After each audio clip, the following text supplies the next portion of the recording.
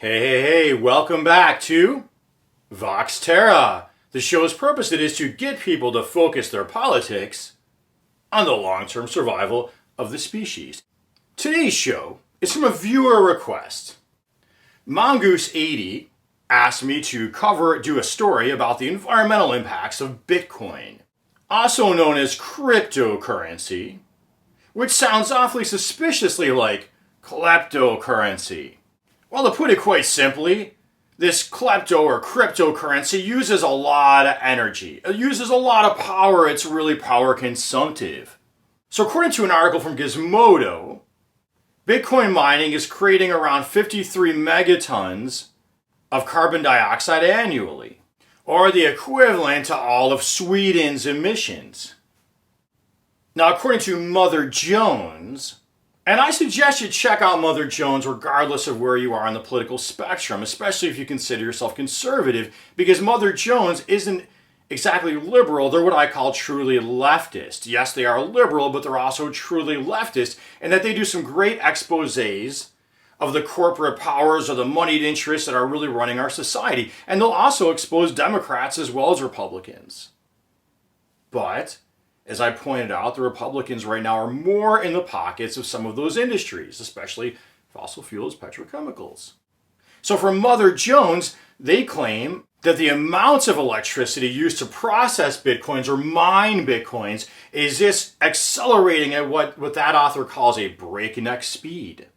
Each time digital transactions are added to what she calls the Bitcoin ledger, they have to be verified by the network, which requires, quote, miners who need huge quantities of computational power to solve cryptographic problems. As more miners join the network, the puzzles get harder to solve and more processing power is required.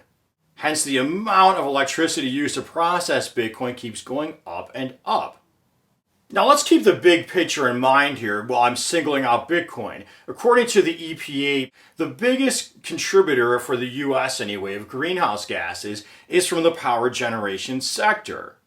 So one big problem is how our power is being generated and also how much power we're using. So to reduce these greenhouse gas emissions, it requires switching power generation means, but also using less power. Remember, all energy production, in fact, everything has a price, right? We always say there's no such thing as a free lunch, but yet nobody thinks about that. Our media doesn't emphasize that when it comes to our consumerism, our power generation.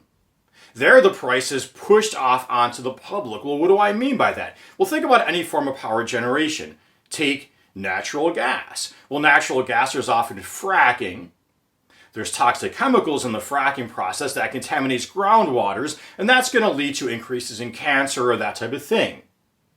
The fracking also releases methane, which leads to more greenhouse gases. Then the running of a gas power plant, you're spinning, some of them depending on the nature of the gas plant, you're spinning a turbine, you're heating water to spin a turbine, so that water's heated, now it's got to be processed, dumped back in the streams. It can be very hot, that's going to affect the aquatic life, there's a price to that. Nuclear power, well, vast quantities of radioactive waste that remain radioactive and dangerous to advanced life forms like us for thousands of years.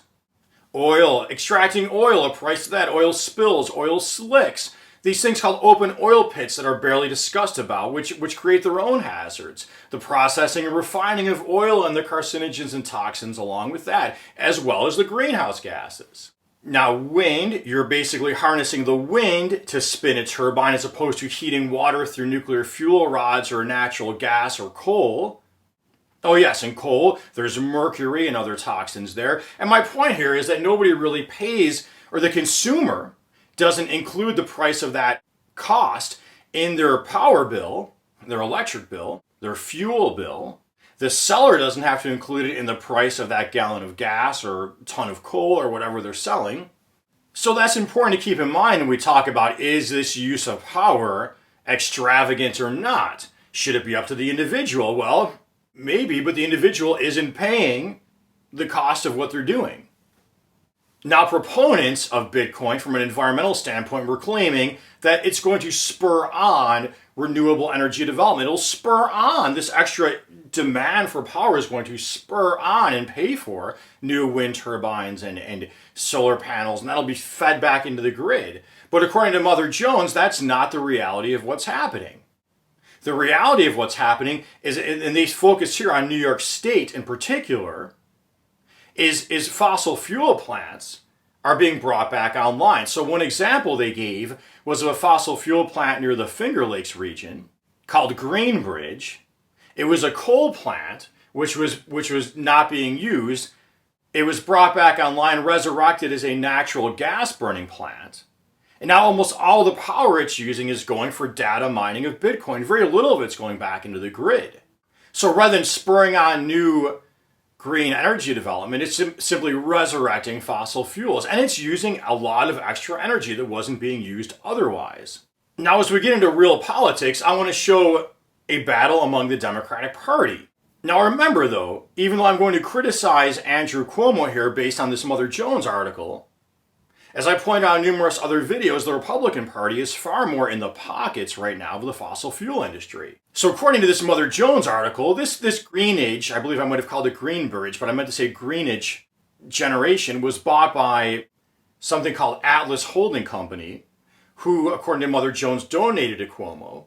So when they applied to resurrect this power facility, the claim was, hey, we're going to make it natural gas. It's not going to be using extra power. It's just going to be feeding into the grid using power that was already being needed, creating power that is already needed anyway.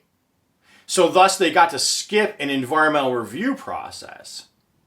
And here is an aside, I want to know for all the people who are anti-wind, well, wind is put through really stringent environmental review processes. Yet this gas power plant was able to skip an environmental review process. So Mother Jones is considering, well, did these donations have anything to do with them being able to skip that review process? Now, on the other side of it, I want to point out that it's a New York State Democratic senator named Kevin Parker, who's from Brooklyn, who's sponsoring who's put forth a bill to put a 3-year moratorium on Bitcoin mining in New York State to assess the environmental and climate impacts. Because apparently if you keep mining all this Bitcoin, it's going to be really hard for New York State, or anywhere for that matter, to reach their climate goals of decarbonizing. So now whether you believe in Bitcoin as some means of circumventing big governments or that type of thing or not, or you're just interested in Bitcoin as an investment in making money, it's possible the whole thing is a bubble and it's going to pop, and that it's really just fluff. And if it does pop and everybody loses their money in Bitcoin, well, then you've invested in something that's just generating a lot of power, not really contributing to the long-term survival of our species in any way I can really see clearly, and you wound up losing money on it. So until next time, I hope you found this video helpful, maybe somewhat entertaining. Please make sure you subscribe to my channel. You've clicked that like button, you've clicked that notification bell so you know when I'm putting up a new video. And until next time, hey, as always, peace be with you.